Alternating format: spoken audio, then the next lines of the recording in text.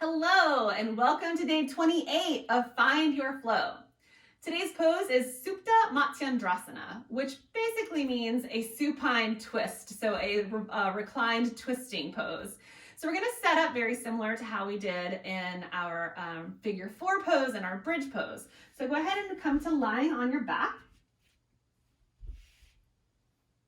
And now we have a lot of options here, but basically what we're trying to do is keep our shoulders down on our mat while our legs go over to one side to allow some rotation in the spine.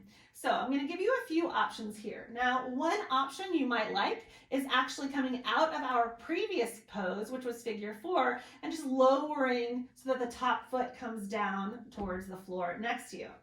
Another option is to simply lift the knees and take them over to the side. Another option is to cross one leg on top of the other, lowering down to one side.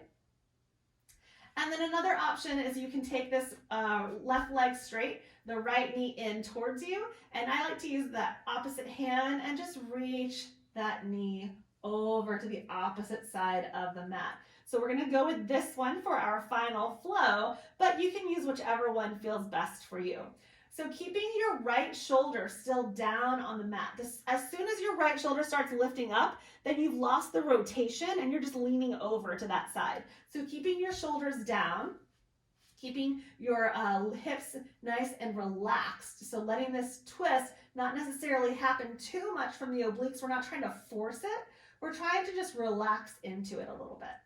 So holding here, you can extend that right leg out. And if it feels okay on your neck, you can even gaze over to those right fingertips. So you have a full spiral coming from the cervical spine all the way down into the hips.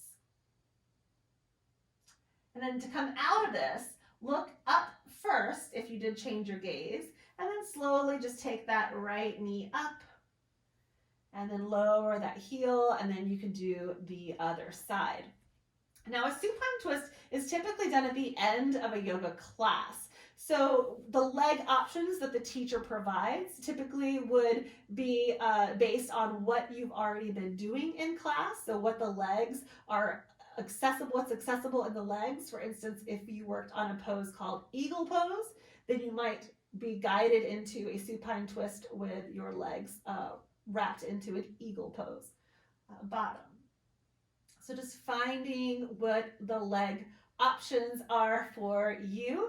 It's all about letting the lower body relax over to one side while still keeping the shoulders pinned down on the mat. So trying out your supine twist, there are so many options for this. Like I said, it really depends on what the intention of the class is. So play around with it, have some fun.